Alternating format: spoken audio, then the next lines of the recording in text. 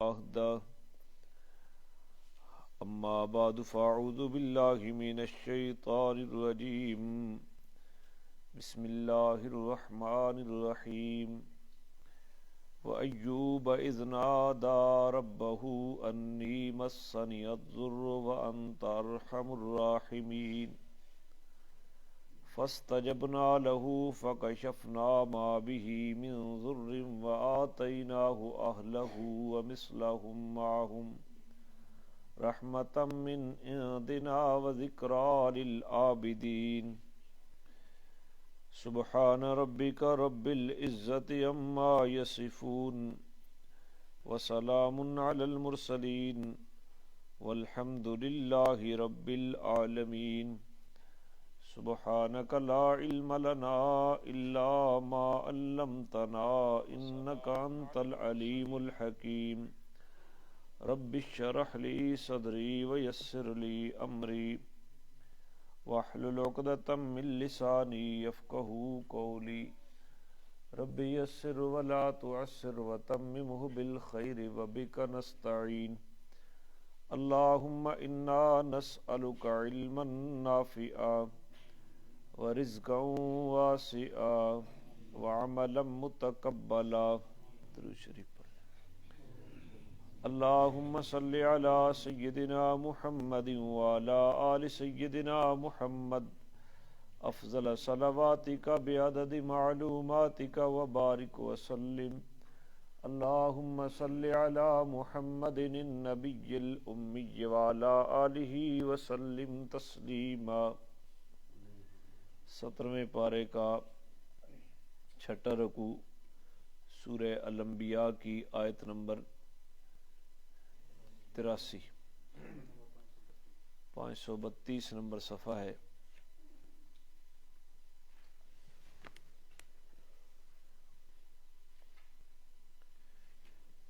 پچھلا درس رکوع سے شروع ہوا تھا نہ آیت نمبر 74 سے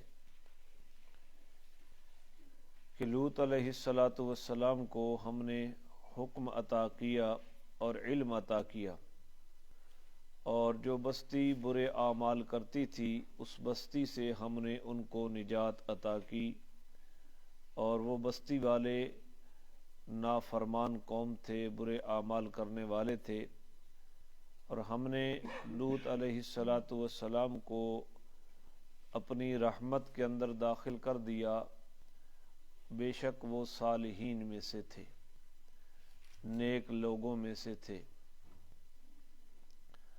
اور نوح علیہ السلام جب انہوں نے حضرت لوط اور حضرت ابراہیم سے پہلے ہمیں پکارا تو ہم نے ان کی پکار کو درجہ قبولیت سے نوازا، ان کو بھی نجات عطا فرمائی اور ان کے اہل کو بھی نجات عطا فرمائی، بڑی سختیوں سے بڑی تکلیفوں سے ان کو نجات عطا فرمائی، اور ہم نے ان کی مدد کی اس قوم کے مقابلے میں جنہوں نے ہماری آیات کو جھٹلایا، بے شک وہ لوگ برے لوگ تھے، ہم نے ان سب کو اکٹھا غرق کر دیا۔ اور حضرت داؤد علیہ السلام اور حضرت سلیمان علیہ السلام جب یہ دونوں ایک کھیتی کے بارے میں فیصلہ کر رہے تھے، جب رات کے وقت ایک قوم کی بکریاں اس کھیتی کو چر گئی تھیں تو ہم اس فیصلے کے وقت وہاں موجود تھے۔ ہم نے فیصلے کی بہترین صورت جو ہے حضرت سلیمان علیہ السلام کو سمجھا دی، باقی ہر ایک کو یعنی سلیمان کو بھی اور داؤد کو بھی ہم نے حکم اور علم عطا کیا اور مسخر کر دیا تھا، تابع کر دیا تھا داؤد علیہ السلام کے ساتھ پہاڑوں کو اور پرندوں کو، جو ان کی تسبیح کے ساتھ تسبیح بیان کیا کرتے تھے، اور یہ سب کچھ ہم کرنے والے تھے۔ اور ہم نے ان داؤد علیہ السلام کو تمہارے لیے لباس بنانا سکھایا تاکہ لڑائیوں کے اندر تم اس لباس کے ذریعے سے بچ سکو۔ زرہ سازی کی صنعت ان کو سکھائی۔ تو کیا تم شکر کرتے ہو، یعنی تم شکریہ ادا کرو اس چیز کے اوپر کہ اللہ تعالیٰ نے یہ فن لڑائی سے بچانے کا ایک لباس تمہیں عطا کیا ہے۔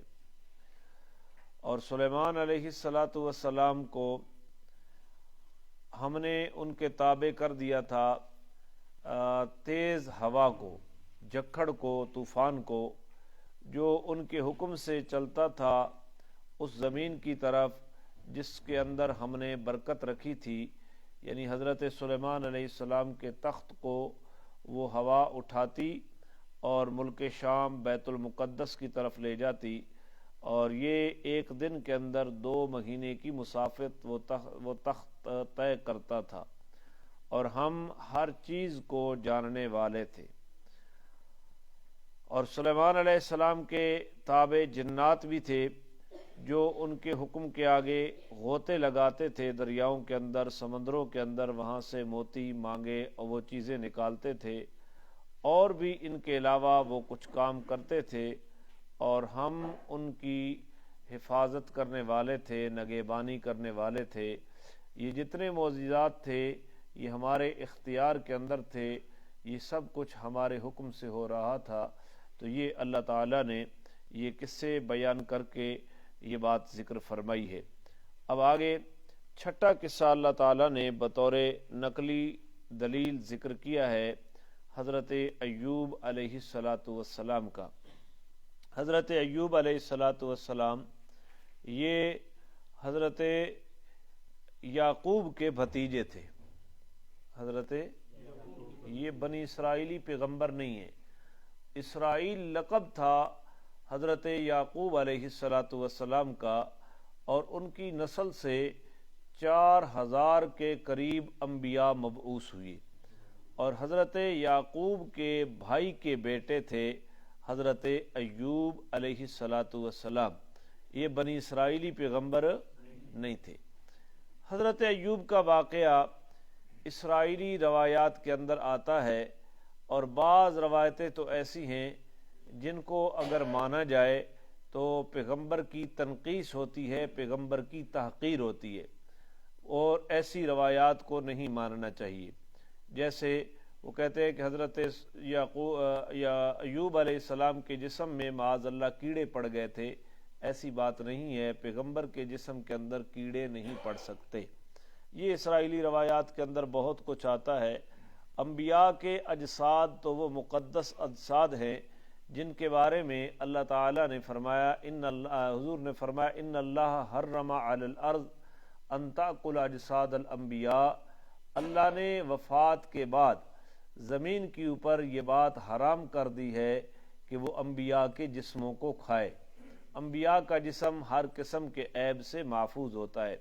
ہاں، انبیاء کو سر درد ہو سکتا ہے، بخار چڑھ سکتا ہے، جسم کے اوپر زخم آ سکتا ہے، پیٹ میں درد ہو سکتا ہے، یہ ساری تکلیفیں ہو سکتی ہیں، یہ نبوت کے منافی نہیں ہیں۔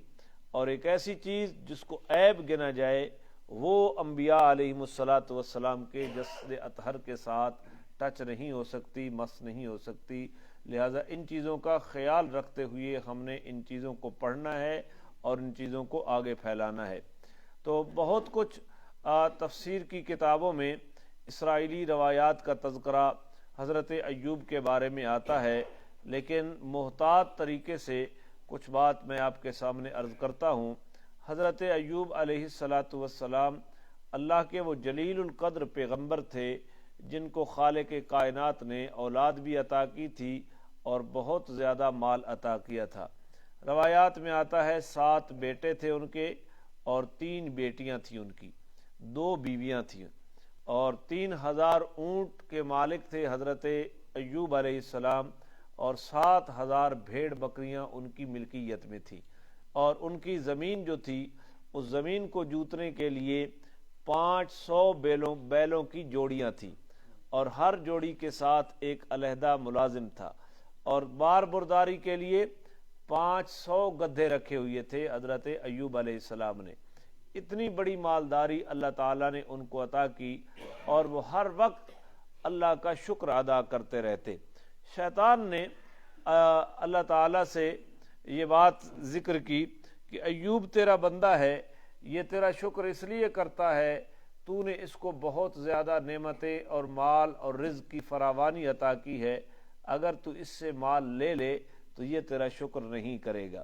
تو اللہ تعالیٰ نے حضرت ایوب علیہ السلام کو آزمائش کی اور شیطان کو کہا کہ دیکھ لیتے ہیں کہ میرا بندہ ایوب کس طرح صبر اور شکر کرتا ہے۔ تو ایک دن کسی دعوت کے اوپر ان کے گھر والے چلے گئے، حضرت ایوب اور ان کی ایک بیوی گھر کے اندر رہ گئے، اور جس مکان کے اندر دعوت تھی وہ مکان گرا، ساری اولاد اس مکان کے نیچے شہید ہو گئی۔ اور یہ عالم دیکھ کر ان کے جانور اور وہ چیزیں اس کے اوپر لوگوں نے قبضہ کر لیا، اور وہ ساری چیزیں بدک گئیں اور خادم بھی بھاگ گئے، ایک بیوی رہ گئی اور ایک حضرت ایوب علیہ السلام رہ گئے۔ ایوب علیہ السلام کے جسم کے اوپر پھوڑے نکل آئے، سوائے زبان کے، اور کچھ زبان محفوظ تھی یا چہرہ محفوظ تھا، وہ باقی سارے جسم کے اوپر آبلے پڑ گئے تھے، زخم بن گئے تھے۔ حضرت ایوب علیہ السلام کے پاس ہر وقت لوگ آتے تھے، مہمان نوازی کرتے تھے، لیکن جب بیماری آئی حضرت ایوب علیہ السلام کے پاس تو کوئی بھی ان کے ساتھ رہنے والا اور حال پوچھنے والا باقی نہیں رہا۔ اور پنجابی چاہتے نا، بیری بیر تے سجن ڈھیر، بیری بور تے سجن دور۔ جب جس کے پاس کوئی چیز ہوتی ہے نا تو لوگ اس کے پاس لپک لپک کر آتے ہیں، اور جب اس کے پاس کوئی چیز نہیں رہتی تو لوگ بھی اس کو چھوڑ دیں۔ آج اس زمانے میں وہی حال ہے، ایک غریب آدمی کو رشتہ دار ہی نہیں سمجھا جاتا، بس کہ اس کو رشتے کی صفوں سے بھی باہر نکال دیا جاتا ہے اس کی غربت کی وجہ سے۔ تو حضرت ایوب علیہ السلام کے اوپر یہ پریشانی آ گئی۔ تو ایوب علیہ السلام کہتے ہیں، اللہ تو نے مجھے اکیلا پیدا کیا ہے اور اب سارا کچھ چھین لیا ہے، تب بھی تیرا شکر ہے، مال ہی تیرا تھا، پھر بھی اللہ کا شکر ادا کرتے ہیں۔ اور یہ عرصہ کتنا گزر گیا حضرت ایوب علیہ السلام کے اوپر، اور وہ وقت بھی آ گیا کہ ان کی وہ بیوی جو بچ گئی تھی وہ لوگوں کے گھروں میں کوئی برتن دھو کر یا جھاڑو دے کر مزدوری کرتی تھی، اور حضرت ایوب علیہ السلام کی خدمت کیا کرتی تھی، اور وہ کہتی کہ آپ اللہ سے دعا کر لیں، آپ تو مستجاب الدعوات ہیں، اللہ سے دعا کر لیں، اللہ آپ کی اس تکلیف کو دور کر دے۔ تو حضرت ایوب جواب میں کہتے کہ اتنا عرصہ خالق کائنات نے ہمیں آسودگیوں میں رکھا ہے، ابھی کوئی اتنا عرصہ گزرا ہے کہ میں دعا کر کے پھر اللہ سے آسودگیاں مانگوں؟ تو کتنا عرصہ گزرا، 7 سال سے لے کر 18 سال کا عرصہ مفسرین نے لکھا ہے کہ اتنا عرصہ وہ اس تکلیف میں مبتلا ہوئے۔ بالآخر حضرت ایوب علیہ السلام نے اللہ تعالیٰ سے دعا مانگی کہ یا اللہ مجھے تکلیف پہنچی ہے۔ اور وہ کون سا وقت تھا جب حضرت ایوب علیہ السلام نے اللہ سے دعا مانگی کہ میری اس تکلیف کو دور کر دے، کہ حضرت ایوب علیہ السلام کی بیوی باہر نکلی تو ایک آدمی کھڑا ہے اور وہ حکمت کے کام کا اعلان کر رہا ہے، طب کا، جس طرح آج کل کے حکیم سریاقی وغیرہ وہ اس طرح کی مداری لگاتے ہیں اور لوگ ان کے پاس جاتے ہیں۔ تو اس عورت نے جو حضرت ایوب کی بیوی تھی، اس نے یہ کہا اس کو حکیم کو کہ میرا خاوند اتنے عرصے سے بیمار ہے اور اس کو تکلیف ہے، آپ اس کا کوئی علاج کر دیں۔ تو وہ تو شیطان تھا نا، ابلیس حکیم بن کے آیا تھا۔ تو اس نے کہا علاج میں کر دیتا ہوں، خاوند سے بات کر لے تو، صرف علاج کرنے کے بعد اگر شفا مل جائے تو یہ کہہ دینا کہ اس حکیم نے شفا دی ہے۔ کس نے شفا دی ہے؟ اس حکیم نے شفا دی ہے۔ حضرت ایوب کی بیوی واپس آ گئی اور انہوں نے یہ تذکرہ کیا کہ رستے میں ایک حکیم کھڑا تھا اور میں نے اس کو کہا کہ میرا خاوند بیمار ہے، آپ اس کے لیے بھی دوا کر دیں۔ تو اس نے کہا دوا میں کر دیتا ہوں، جب شفا مل جائے تو صرف یہ کہہ دینا کہ حکیم نے کیا دی ہے، شفا۔ تو حضرت ایوب علیہ السلام، پیغمبر تو توحید کا دل دادا ہوتا ہے، غصے میں آ گئے اور انہوں نے کہا کہ تو نے اس کی بات کیوں سنی، اور قسم اٹھا لی کہ میں تجھے 100 لاٹھیاں ماروں گا۔ کتنی ماروں گا؟ میں ٹھیک ہو گیا نا تو میں تجھے 100 لاٹھی، تو نے اس کے بات ہی کیوں سنی؟ تو اس حضرت ایوب علیہ السلام نے جب یہ سمجھا کہ اب تو میرے ایمان کے اوپر شیطان ڈاکہ ڈالنے والا ہے، اس وقت حضرت ایوب نے رب کائنات سے دعا کی اور اللہ تعالیٰ نے ان کی اس تکلیف کو دور کر دیا، جسم صحیح سالم ہو گیا۔ قرآن کے دوسرے مقام پر آتا ہے، اللہ تعالیٰ نے فرمایا کہ یعقوب ایوب اپنی ایڑی رگڑ، حضرت یعقوب علیہ السلام نے ایڑی رگڑی ٹھنڈا، اور ایوب علیہ السلام نے ایڑی رگڑی تو ٹھنڈا اور شیریں پانی نکلا۔ اللہ نے فرمایا اس کو پیو بھی صحیح اور اس سے نہاؤ بھی صحیح۔ حضرت ایوب علیہ السلام نہاتے گئے اور ساری بیماری ٹھیک ہو گئی، جسم پورا بالکل خوبصورت جسم بن گیا اور ساری بیماریاں ٹھیک ہو گئیں۔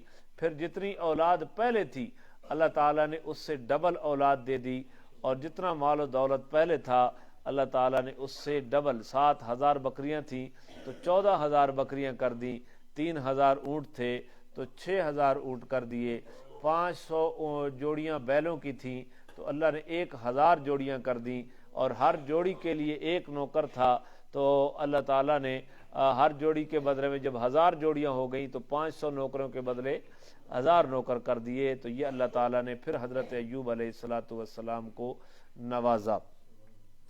تو جب حضرت ایوب علیہ السلام نہا رہے تھے نا تو سونے کی ٹڈیاں ان کے اوپر گرنے لگیں۔ حضرت ایوب ان کو جلدی جلدی سمیٹنے لگے اور کپڑے میں باندھنے لگے۔ اللہ تعالیٰ نے فرمایا ایوب میں نے تجھے غنی نہیں کر دیا؟ تو حضرت ایوب نے فرمایا اللہ تو دے رہا ہے نا تو تجھ سے لیتے ہوئے تھکتا کون ہے، تیرے دربار سے تو میں لوں گا ہی صحیح، تو میں اس لیے ان کو لے رہا ہوں۔ تو قرآن نے اس کا تذکرہ کر کے امت محمدیہ کو اور باقی رہتی دنیا کو اللہ تعالیٰ نے یہ بات ذکر فرمائی کہ مال کون دیتا ہے؟ اللہ مال دے تو شکر کرنا چاہیے، اور اللہ مال اولاد لے لے تو صبر کرنا چاہیے۔ جس طرح ایوب علیہ السلام نے مال تھا تب شکر کا دامن نہیں چھوڑا، اور مال چھن گیا تو تب صبر کا دامن نہیں چھوڑا۔ اب وَأَيُّوبَ إِذْ نَادَى رَبَّهُ، اور ایوب علیہ السلام کا تذکرہ کریں۔ اذ نادا ربہ، جب انہوں نے اپنے رب کو پکارا۔ کس کو پکارا؟ کس حالت میں؟ انی مسنی الضر، کہ بے شک مجھے تکلیف پہنچی ہے، بے شک مجھے تکلیف پہنچی ہے۔ وانت ارحم الراحمین، اور اے اللہ تو ہی سب سے زیادہ رحم کرنے والا ہے۔ تو ہی تکلیف کسے پہنچی؟ حضرت ایوب کو۔ اور تکالیف میں ایوب نے کس کو پکارا؟ تکالیف میں کس کو پکارا؟ تو یہ ہمیں سمجھایا جا رہا ہے کہ تمہیں بھی تکلیفیں آئیں گی دنیا میں تو پکارنا کس کو ہے؟ بولتے نہیں ہیں کس کو ہیں؟ یہ عقیدہ توحید اتنا میٹھا عقیدہ ہے، 1,24,000 انبیاء اسی عقیدے کو سمجھانے کے لیے آئے تھے، اور جسے یہ عقیدہ سمجھ نہ آئے اس کے لیے جتنا کڑوا یہ عقیدہ ہے کائنات میں کوئی اور عقیدہ کڑوا ہی نہیں ہے اس کے لیے۔ تو انبیاء کو تکلیفیں آئیں تو کس کو پکارا؟ انی مسنی الضر، رب مجھے تکلیف پہنچی ہے، وانت ارحم الراحمین، تو ہی سب سے بڑھ کر رحم کرنے والا ہے۔ اللہ نے کیا فرمایا؟ فاستجبنا لہ، ہم نے ان کی دعا کو قبول کر لیا۔ فکشفنا ما بہ من ضر، اور جو ان کو تکلیف پہنچی تھی ہم نے اس تکلیف کو دور کر دیا۔ ہم نے اس تکلیف کو، جس مشکل میں حضرت ایوب پھنسے تھے نا اس کی مشکل کشائی کس نے کی؟ تو ایوب کا مشکل کشا کون ہے؟ جس حاجت میں حضرت ایوب پھنسے تھے، اور حاجت روا کون ہے ایوب کا؟ وَآتَيْنَاهُ أَهْلَهُ، ہم نے ان کو اولاد بھی دی، وَمِثْلَهُمْ مَعَهُمْ، اور اتنے اور بھی دیے ان کے ساتھ، جتنی اولاد پہلے تھی اس سے ڈبل دی، جتنا رزق پہلے تھا اس سے ڈبل دیا۔ رحمتم من عندنا، ہم نے اپنی جانب سے رحمت کرتے ہوئے ان کو دیا۔ وذکریٰ للعابدین، اور یہ واقعہ حضرت ایوب کا عبادت کرنے والوں کے لیے نصیحت کا سامان ہے۔ کس طرح نصیحت؟ کہ اللہ مال دے تو کیا کرنا چاہیے؟ شکر کرنا چاہیے، اور اللہ اگر مال چھین لے تو کیا کرنا چاہیے؟ صبر کرنا چاہیے، اور اللہ تکلیفوں میں مبتلا کر دے تو کس کو پکارنا چاہیے؟ اللہ کو پکارنا چاہیے، کیونکہ پکاروں کو سننے کے لائق کون ہے، اور تکلیفیں دور کر کے مشکل کشائی اور حاجت روائی کرنے والا کون ہے؟ وَذِكْرَى لِلْعَابِدِينَ، عبادت گزاروں کے لیے حضرت ایوب کا واقعہ نصیحت ہے، کہ جس طرح ایوب کو مال ملا، اللہ کی عبادت کرنے والوں، ایوب نے صبر کیا، تم بھی صبر کرو، شکر کرو، اور ایوب کو جب تکلیفیں پہنچی، جس طرح انہوں نے صبر کیا، تمہیں بھی تکلیفوں کے اوپر صبر کرنا چاہیے، اور تکلیفوں میں پکارنا کس کو چاہیے؟ یہ کن کے لیے؟ ذکرى للعابدین، عبادت گزاروں کے لیے یہ واقعہ نصیحت ہے۔ تو اللہ تعالی ہمیں اپنی ذات کے ساتھ اپنی لو لگانے کی توفیق عطا فرمائے۔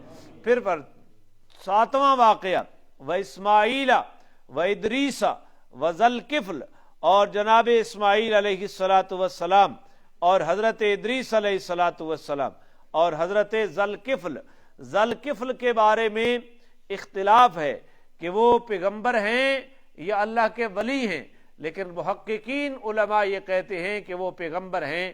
قرآن میں جہاں بھی حضرت ذو الکفل کا واقعہ آیا ہے وہ انبیاء کے ساتھ آیا ہے، تو یہ معیت اس بات کے اوپر دلالت کرتی ہے کہ ذو الکفل بھی اللہ کے نبی ہیں۔ اور کفل کیوں کہتے ہیں؟ ضمانت والا پیغمبر، کفالت کرنے والا پیغمبر۔ کئی واقعات ان کے بارے میں موجود ہیں۔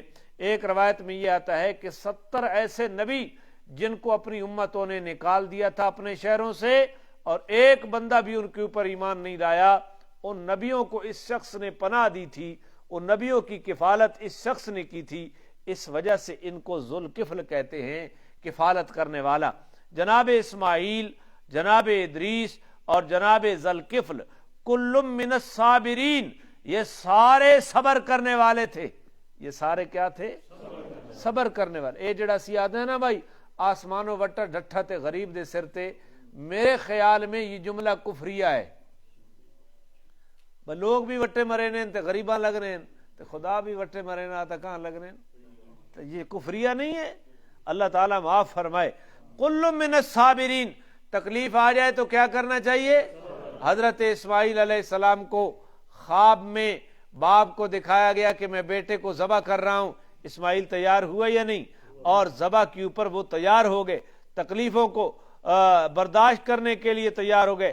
وَأَدْخَلْنَاهُمْ فِي رَحْمَتِنَا، اور ان کو ہم نے اپنی رحمت کے اندر داخل کر دیا۔ إِنَّهُمْ مِنَ الصَّالِحِينَ، بے شک یہ سارے پیغمبر نیک لوگوں میں سے تھے۔ اب ابھی پیغمبر تو ہوتا ہی نیک ہے، یہ کیوں کہا گیا انہم من الصالحین کہ یہ نیکوں میں سے تھے؟ اصل یہ جو یہودی ہے نا، کچھ نبیوں کو مانتے ہیں، کچھ نبیوں کو نہیں مانتے، بعض نبیوں کے بارے میں بدکاری کے قصے انہوں نے مشہور کیے ہوئے تھے۔ اللہ نے فرمایا کہ نہیں، میرے نبی بدکار نہیں تھے، انہم من الصالحین، وہ کیا تھے؟ نیک لوگوں میں سے تھے۔ یہ 7واں واقعہ۔ اور پھر 8واں واقعہ اللہ تعالیٰ نے بطور نقلی دلیل ذکر کیا، وَذَنُّونَ، اور مچھلی والے کا تذکرہ کرو۔ کون ہے؟ حضرت یونس یا یونس؟ یوسف، لفظ یوسف ہے اور لفظ یونس ہے۔ یونس بھی غلط ہے، یوسف بھی غلط ہے، سمجھے بات؟ سین کے اوپر کیا ہے؟ یوسف پیش، یونس کی نون کے اوپر کیا ہے؟ پیش ہے، یونس۔ وَذَنُّونَ، اور مچھلی والے پیغمبر کا تذکرہ کرو، اذ ذہب مغاضباً۔ میں واقعہ بتا دیتا ہوں۔ حضرت یونس علیہ السلام موصل کی علاقے میں نینوا نامی بستی کی طرف مبعوث ہوئے تھے۔ 1,20,000 کی آبادی تھی اس بستی کی۔ اس بستی کی طرف اللہ کے پیغمبر بن کر آئے، کچھ عرصہ تبلیغ کرتے رہے، قوم نے ایک نہ مانی، حضرت یونس علیہ السلام اس قوم کو اللہ کی اجازت کے بغیر عذاب کی دھمکی دے کر قوم سے ناراض ہو کر بستی سے باہر چلے گئے کہ تمہارے اوپر 3 دن کے اندر اندر عذاب آ جائے گا، 3 دن کے اندر۔ اور ادھر قوم نے عذاب کے آثار دیکھے اور حضرت یونس تو وہاں سے نکل گئے۔ پوری قوم حضرت یونس کو سچا تو سمجھتی تھی، انہوں نے اپنے جانوروں سے بچے جدا کر دیے، جنگل میں نکل گئے اور اللہ کے آگے توبہ طائب ہو گئے کہ اگر یونس دوبارہ واپس آ جائے تو ہم ان کے اوپر، ان کے ہاتھ کے اوپر اسلام لانے کے لیے کیا ہیں، تیار ہیں۔ ادھر حضرت یونس علیہ السلام نکل گئے، ان کی بیوی ساتھ تھی اور 2 بیٹے ساتھ تھے۔ رستے میں بیوی کو ایک قافلے والوں نے غصب کر لیا اور ایک بیٹا کسی ندی کے کنارے کے اوپر بٹھایا اور دوسرے کو لے کر ندی پار کرنے لگے۔ تو یہ تمام اسرائیلی روایات کے اندر یہ ساری چیزیں آتی ہیں۔ تو اندر ایک کو لے کر اٹھا کر ندی سے پار کرنے لگے، یہ جو باہر بیٹے کو بٹھایا اس کو حضرت یونس کے سامنے بھیڑیے نے اٹھا لیا تھا، اور یہ دیکھا نا تو شفقت پدری غالب آئی تو دوسرا اس ندی کے اندر، نہر کے اندر بہ گیا۔ بیوی کسی نے غصب کر لی اور یہ ایک بچہ نہر کے کنارے کے اوپر، اس کو بھیڑیا کھا گیا، دوسرا جو ہے وہ نہر کے اندر بہ گیا۔ اب اکیلے حضرت یونس علیہ السلام جا رہے ہیں، اللہ کے حکم وحی کا انتظار کیے بغیر قوم کو عذاب کی دھمکی دے کر، قوم سے ناراض ہو کر حضرت یونس علیہ السلام بستی سے چلے گئے۔ اللہ کو یہ بات پسند نہ آئی کہ میرا پیغمبر ہو اور میری اجازت سے پہلے چلا جائے، میری اجازت سے۔ حضرت یونس علیہ السلام آگے دریا کے اندر، کشتی کے اندر سوار ہو گئے۔ کشتی جب عین دریا کے درمیان پہنچی تو کشتی نے ہچکولے شروع کر دیے۔ اب اس قوم کے رسم و رواج کے مطابق کشتی والوں نے مشورہ کیا کہ اس کشتی کے اندر کوئی ایسا بندہ موجود ہے جو اپنے آقا کی اجازت کے بغیر، ایسا غلام ہے جو آقا کی اجازت کے بغیر آیا ہے۔ تو حضرت یونس علیہ السلام کا دماغ تو کھٹک گیا کہ وہ غلام تو میں ہی ہوں جو اللہ کی اجازت کے بغیر آ رہا، لہذا طریقہ ہمارا یہ ہے کہ اس آدمی کو کشتی سے باہر پھینکنا پڑے گا، تب یہ کشتی بچے گی، وگرنہ کشتی نہیں بچے گی۔ ہم اس کے لیے قرعہ ڈالیں گے۔ قرعہ ڈالا گیا، قرآن کے دوسرے مقام پر رہتا ہے، سورہ صافات میں قرعہ ڈالا گیا، نام حضرت یونس کا نکلا۔ انہوں نے کہا یہ تو نیک آدمی ہے، یہ نہیں ہو سکتا بھاگا ہوا، دوسری مرتبہ قرعہ ڈالو۔ دوسری مرتبہ قرعہ ڈالا گیا تو پھر حضرت یونس کا نام نکلا، انہوں نے پھر بھی نہیں مانا۔ تیسری مرتبہ قرعہ ڈالو، تیسری مرتبہ جب قرعہ ڈالا گیا تو پھر نام حضرت یونس، اللہ کے جلیل القدر پیغمبر ہیں۔ اب کشتی والوں نے اٹھا کر حضرت یونس علیہ السلام کو دریا کے اندر ڈال دیا، یا خود حضرت یونس نے دریا کے اندر چھلانگ لگا دی۔ قرآن کہتا ہے کہ ہم نے ایک مچھلی کو حکم دیا کہ میرے پیغمبر کو ہڑپ کر لے، لیکن اس کو ہضم کرنے کی اجازت۔ مچھلی نے منہ کھولا اور پورا پیغمبر کا وجود مچھلی کے اندر چلا گیا۔ یہ بڑی مچھلیاں ہیں، مچھلی کے اندر چلے گئے۔ 40 دن تک اللہ کا پیغمبر یونس علیہ السلام مچھلی کے اندر رہے۔ کتنے دن؟ 40 دن۔ 40 دن حضرت یونس علیہ السلام اللہ کو پکارتے رہے۔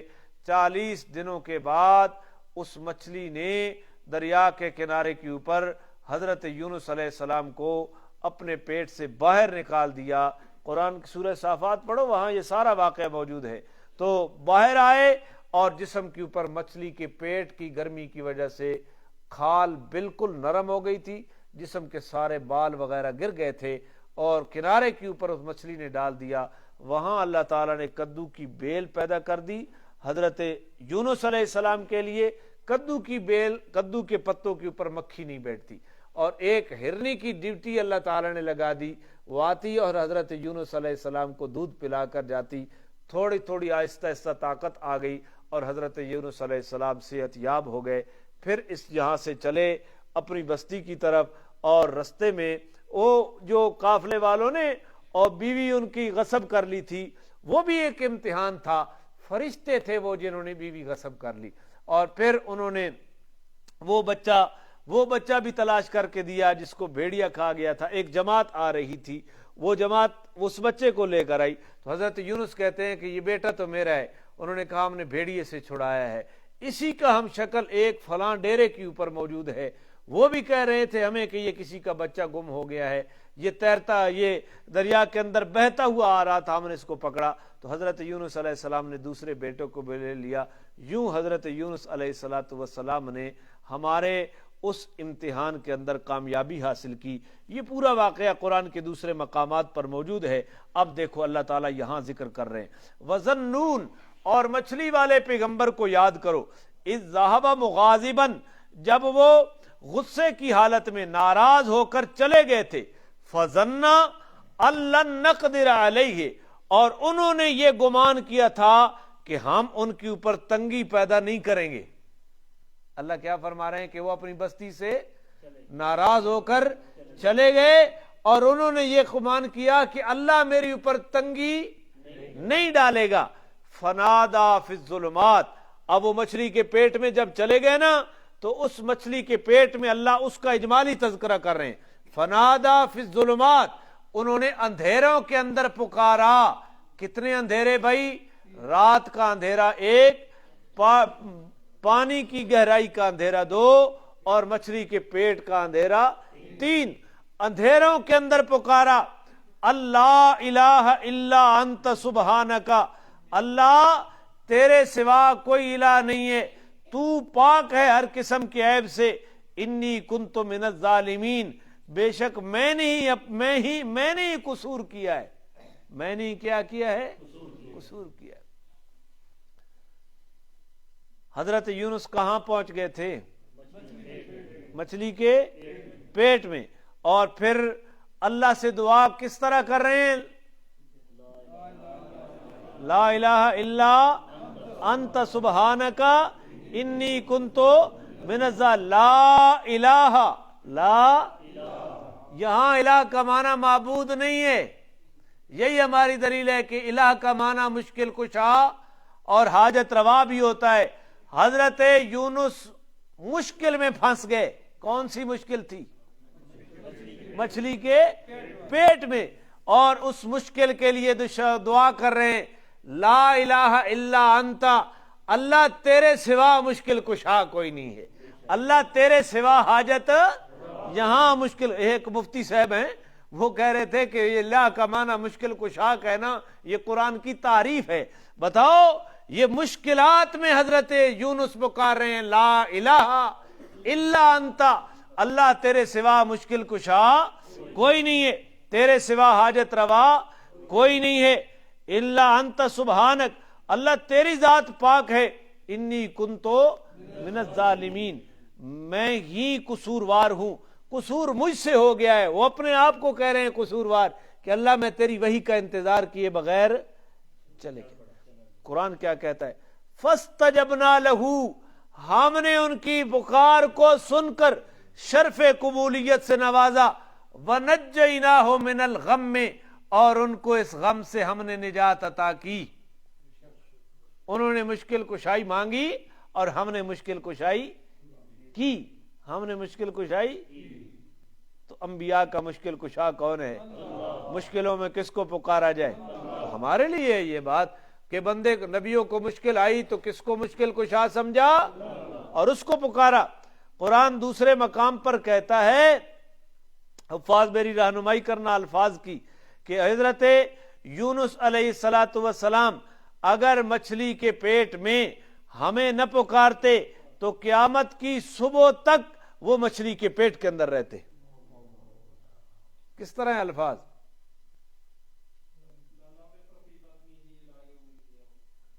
للبث فی بطنہ، اس سے پچھلے لفظ بتائیں. للبث فی بطنہ الی یوم القیامہ، اس سے پچھلے لفظ کوئی حافظ رہنمائی کرے.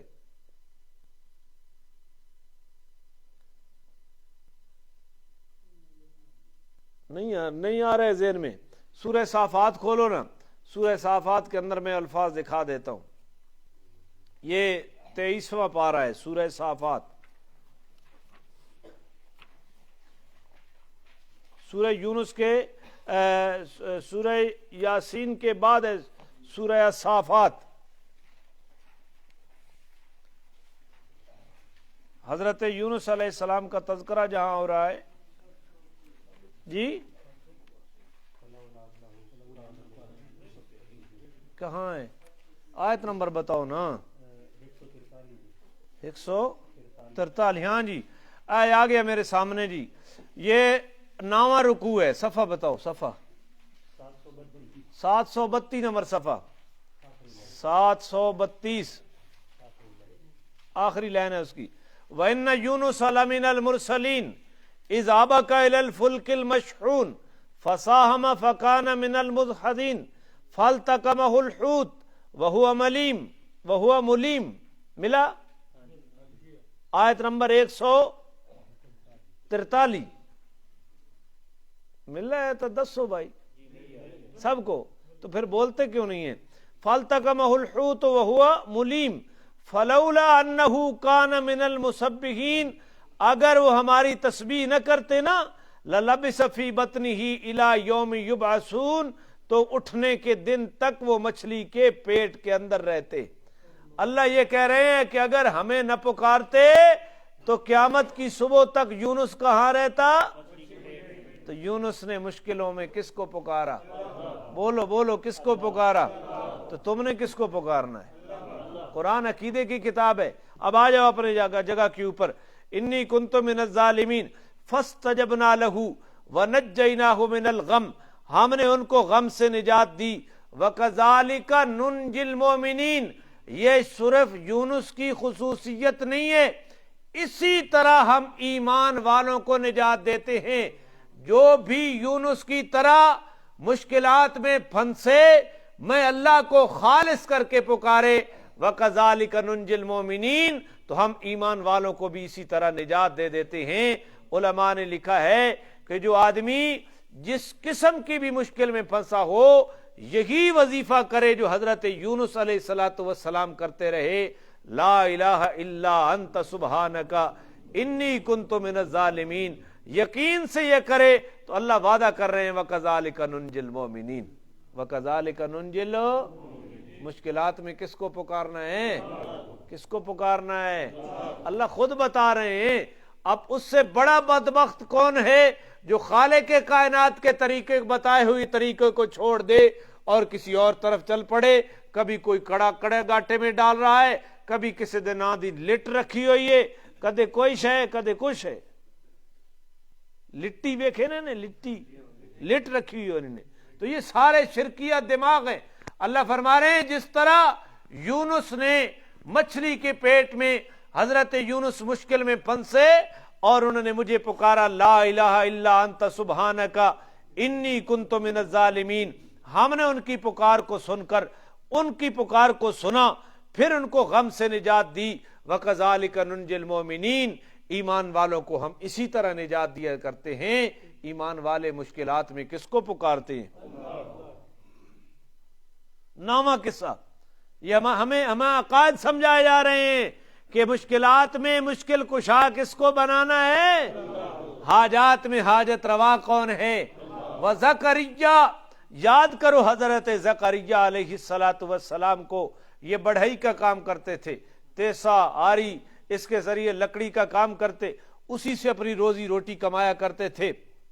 وزکریا اذ نادا ربہ. جب انہوں نے اپنے رب کو پکارا. سورہ آل عمران پڑھ کے دیکھ لو وہاں پورا واقعہ آتا ہے. حضرت مریم کی کفالت یہ کر رہے تھے. حضرت مریم کو حجرے میں بند کر کے باہر سے تالا لگا کے جاتے. جب تالا آ کر کھولتے نا تو مریم کے پاس بے موسم پھل موجود ہوتے. کوئی روشن دان نہیں ہے، کوئی کھڑکی نہیں ہے کہ کوئی پہنچا گیا ہے، اور پھل بھی بے موسم آ جایا کرتے. تو حضرت مریم سے پوچھتے ہیں کہ مریم یہ پھل کہاں سے آئے؟ قالت ہو من عند اللہ. حضرت مریم کہتی ہیں کہ یہ اللہ کی جانب سے ہے. حضرت زکریا کی عمر 100 سال سے اوپر ہو گئی اور ان کی بیوی کی عمر 99 سال کے قریب ہو گئی، بانجھ ہو گئی.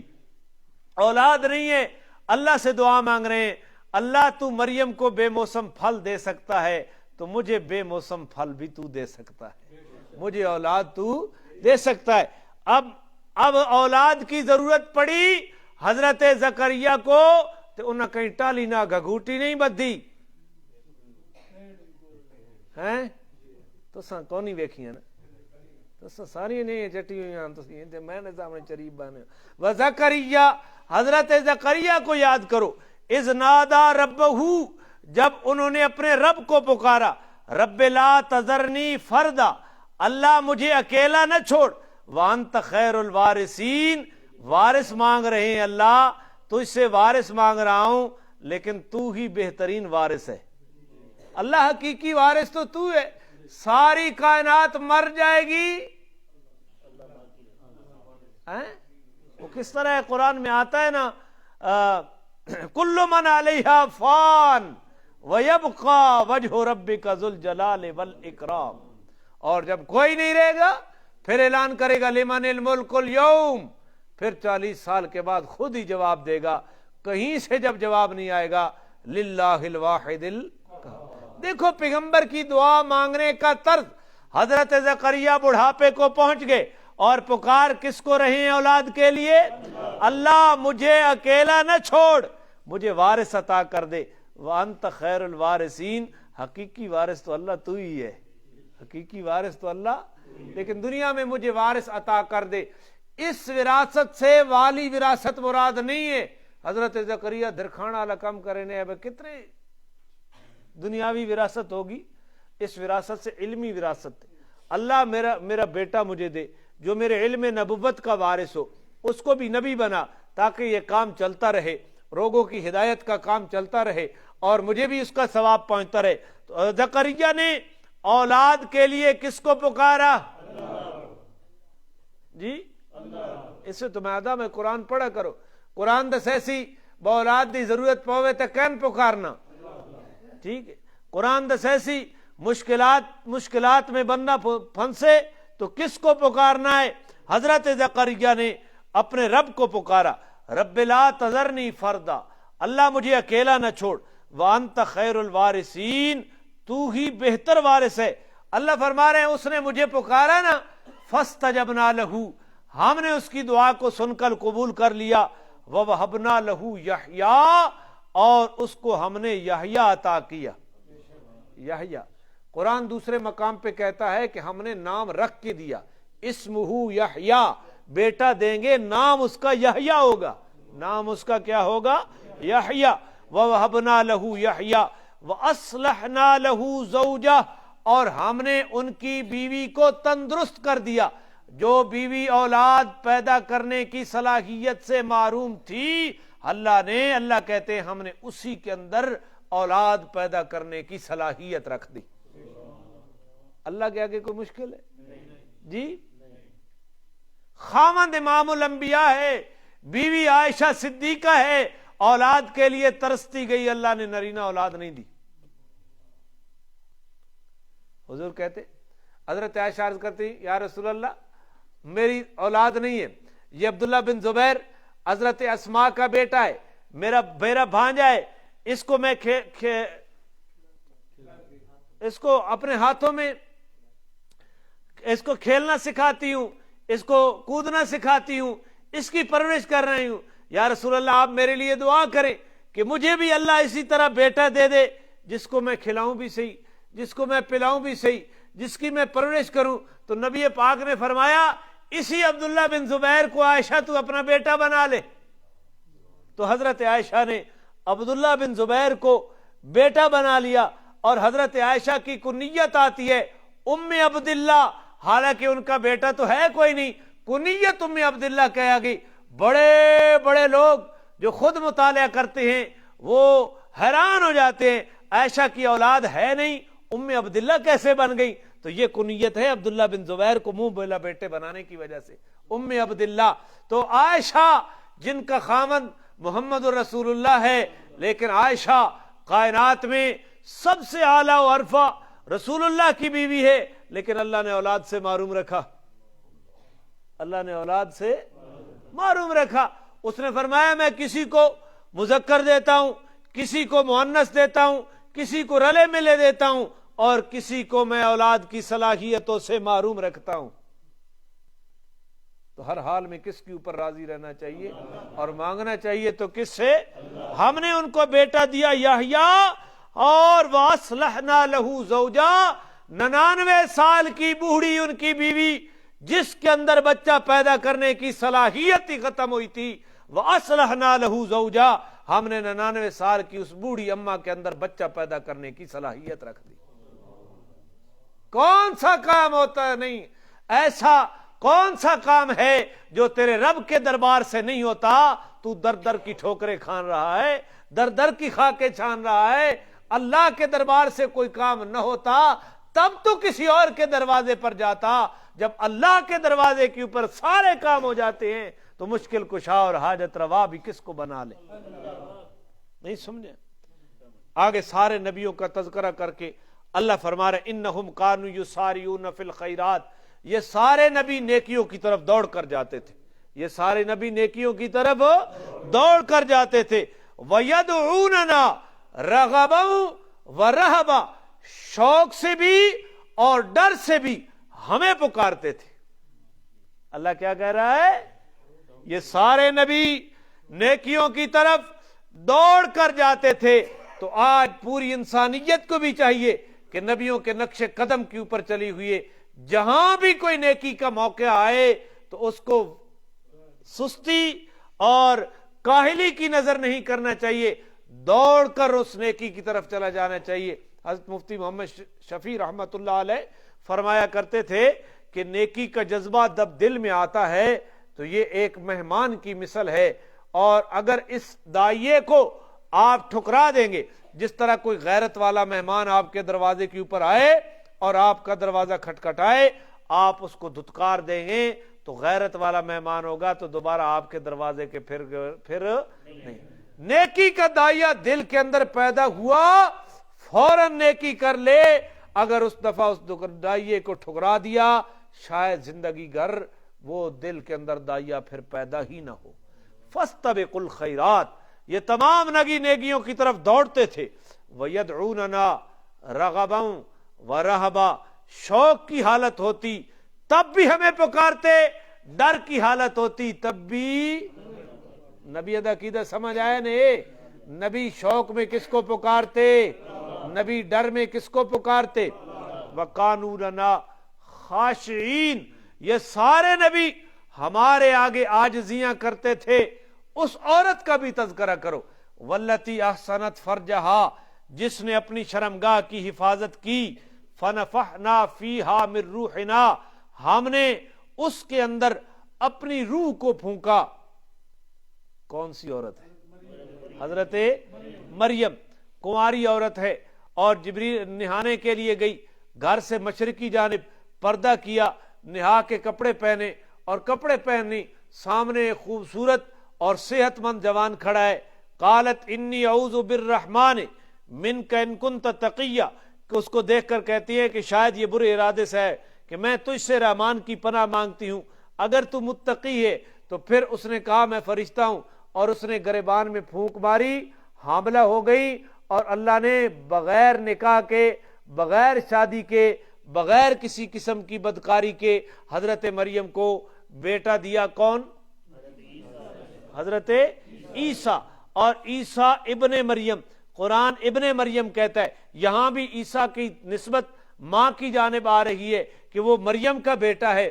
عیسائی کہتے نا، یہ نجران کے عیسائی ہجرت کے 9ویں سال نبی پاک صلی اللہ علیہ وسلم کے پاس آئے، انہوں نے کہا نا عیسیٰ کا باپ کون ہے؟ تو حضور نے فرمایا عیسیٰ کا باپ کوئی نہیں ہے۔ تو انہوں نے کہا پھر مان لو نا عیسیٰ کا باپ اللہ ہے۔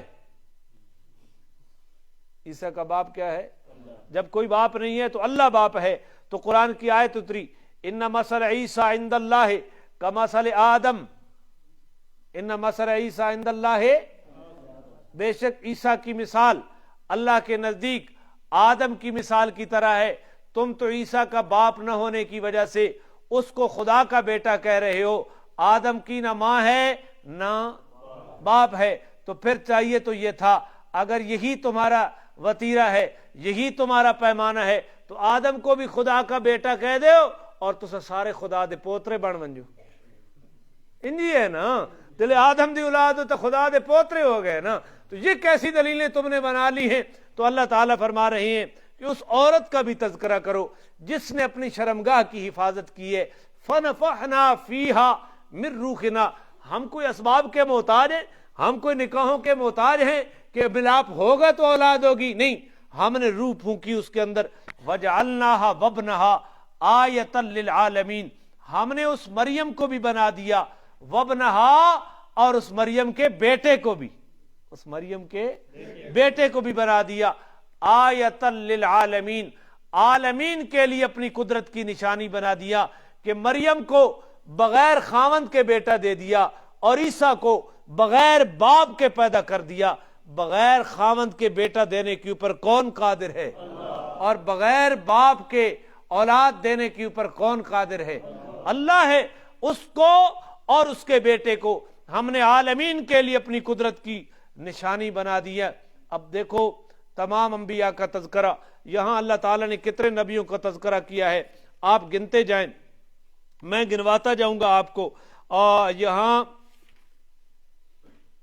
حضرت ابراہیم کا تذکرہ سب سے پہلے کہ حضرت موسیٰ، آیت نمبر 48 میں وَلَقَدْ آتَيْنَا مُوسَىٰ وَہَارُونَ، موسیٰ اور ہارون کا تذکرہ، پھر حضرت ابراہیم کا تذکرہ اور پورا واقعہ بتوں کو توڑنے کا، حضرت ابراہیم کا تذکرہ کر کے حضرت لوط علیہ السلام کا تذکرہ کیا۔ کتنے نبی ہو گئے؟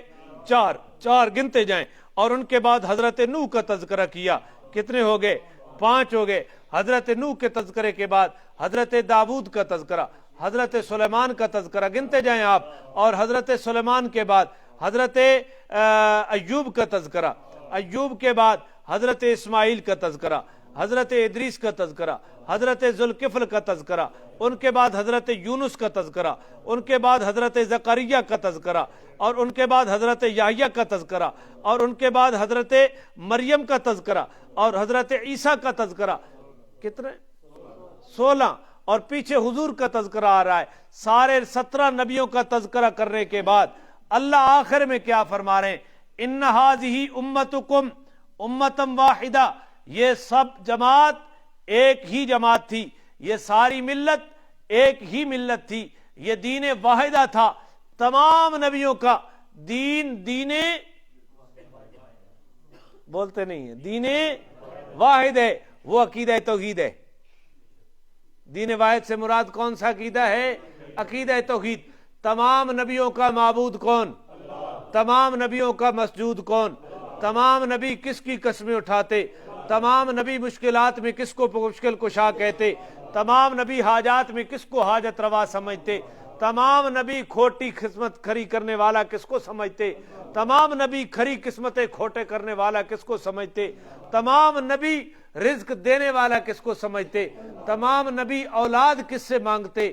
مشکلات کو دور کرنے کے لیے، مشکل کشائی کے لیے کس کو پکارتے تھے؟ یہ ایک ہی ملت ہے۔ وَأَنَا رَبُّكُمْ، میں تمہارا رب ہوں، فَاعْبُدُونِ، کیا کرو؟ میری عبادت کرو۔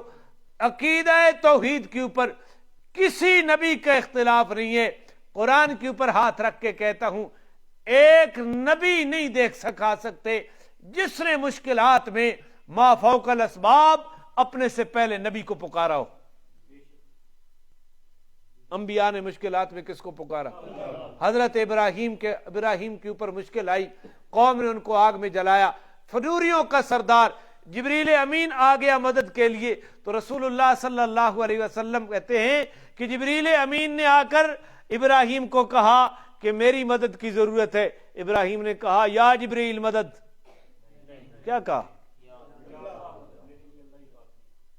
کہ میرے لیے اللہ ہی کافی ہے۔ تو جبریل نے کہا آپ کی عرض و معروض میں اللہ تک پہنچا دوں۔ ابراہیم نے کہا وہ مجھے سن بھی رہا ہے اور میرے حالات کو بھی جان بھی رہا ہے۔ حضرت زکریا نے اولاد کی ضرورت پیش آئی تو کس کو پکارا؟ حضرت یونس نے مچھلی کے پیٹ کے اندر اپنے دادا پیغمبر حضرت یعقوب کو پکارا، لا الہ الا انت سبحانک انی کنت من الظالمین۔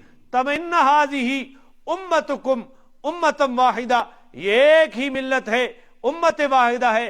तमाम नबियों का अकीदा ये है कि मुश्किलात में फंसो तो मुश्किल कुशा कौन है, हाजात में फंसो तो हाजत रवा कौन है, और खोटी किस्मतें खरी करने वाला, नजरो नियाज के लायक, तवाफ के लायक, कस्में उठाने के लायक, तवा सजदे के लायक, रुकू के लायक, इबादत के लायक, कायनात का मुतसर्रिफ, रिज्क देने वाला, रिज्क बंद करने वाला, औलाद देने वाला, औलाद को रोकने वाला, जिससे औलादें मांगी जाए। तमाम नबियों का दीन एक ही दीन है, वाना रब्बुकुम, मैं तुम्हारा रब हूं, फाबुदून, लिहाजा इबादत किसकी करो। वतकत्तऊ अमरहुम बैनहुम, इन लोगों ने अपने इस दीन के मामले को आपस में टुकड़े टुकड़े कर दिया, फिरके फिरके बन गए। हुजूर अलैहिस्सलातु वस्सलाम ने फरमाया, बनी इसराइल 72 फिरकों में बटी थी, मेरी उम्मत 73 में बटेगी। कितनों में? 73 का मतलब 73 का आदद नहीं है, बल्कि इससे कसरत मुराद है। 73 यानी बनी इसराइल 72 में, उनके फिरके कम थे, मेरी उम्मत के 73 यानी उनसे ज्यादा बढ़ जाएंगे। जिਵੇਂ बंदा आखरा नहीं मैं वत समझाए और बंदा ना समझे ना पे होवे, तो मैं तो 70 वेरी नहीं समझाया, उसको 70 वेरी गिन के तो नहीं समझाया ना। 70 कहने का मतलब ये होता है कि मैंने तुझे बहुत ज्यादा समझाया, फिर भी तुझे समझ नहीं आ रही। यहां का कहा जा रहा है कि मेरी उम्मत 73 फिरकों में बटेगी, एक के अलावा सारे जहन्नमी, एक के अलावा सारे जहन्नमी। सहाबा ने पूछा जन्नती कौन है? आपने फरमाया मा अना अलैहि व अस्हाबी, जिस रास्ते पे मैं और मेरे वो जन्नती, बाकी सारे।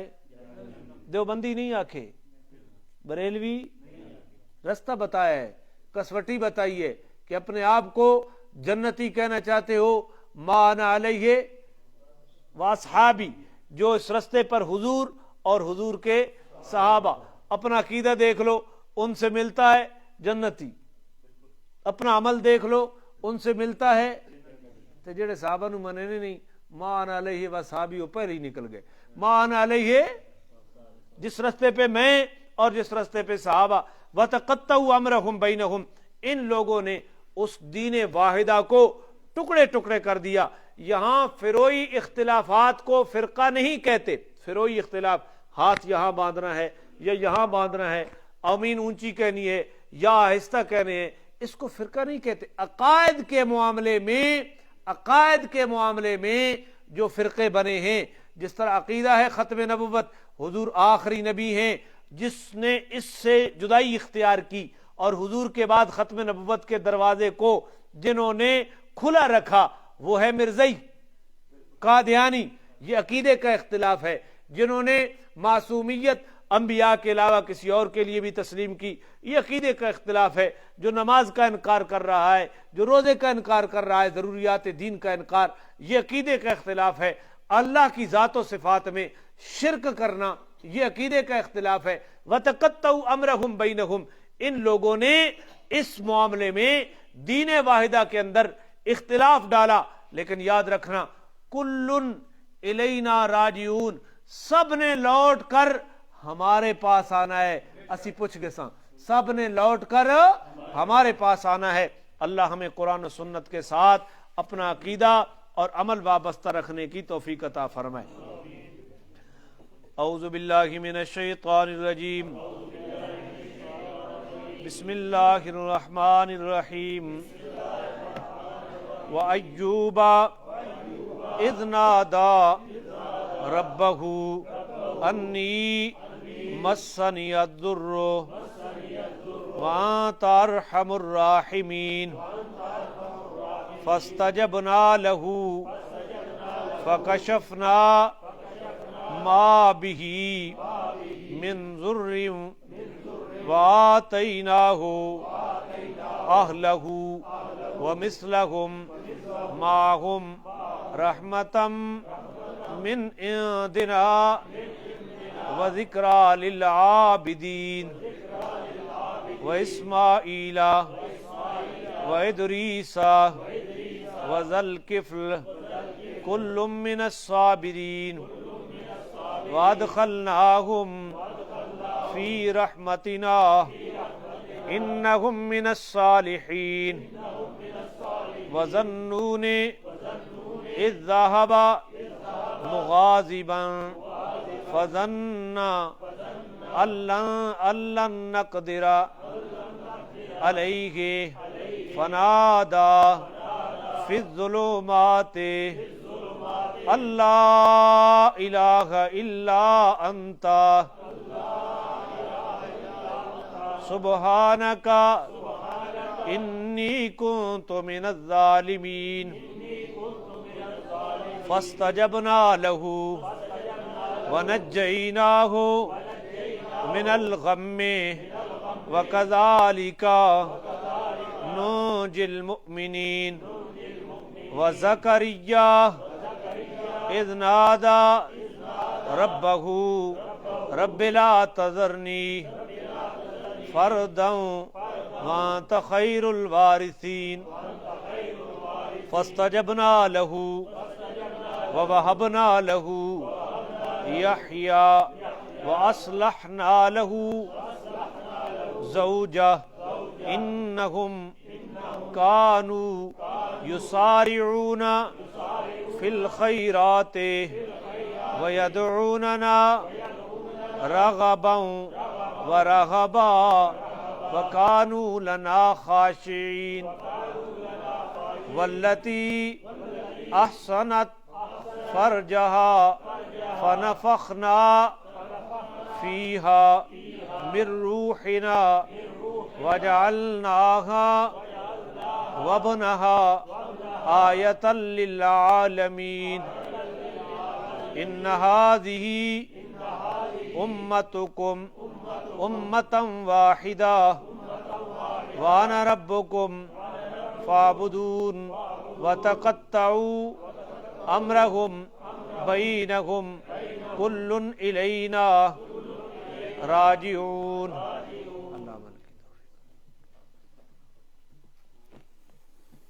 عقیدہ ٹھیک تھی ویسی یہ وات کے متھے تے وٹے رگڑے نے راسو عقیدے بغیر گڈی پار نہ چڑھنی۔ سوال ہے جی مسلمانوں کا قبلہ کیا ہے؟ مسلمانوں کا ایتھے تا مولویاں تے پیراں نہ کرن قبلہ مسلمانوں کا قبلہ کیا ہے؟ جواب مسلمانوں کا قبلہ خانہ کعبہ ہے۔ مسلمانوں کا قبلہ خانہ کعبہ۔ خانہ کعبہ کمرے کی شکل کا ایک گھر ہے جو ملک عرب کے شہر مکہ معظمہ میں واقع ہے۔ خانہ کعبہ کو کعبۃ اللہ، بیت الحرام بھی کہتے ہیں۔ کعبۃ اللہ، بیت الحرام بھی کہتے ہیں۔ بس ٹھیک ہے، یہ کافی ہے۔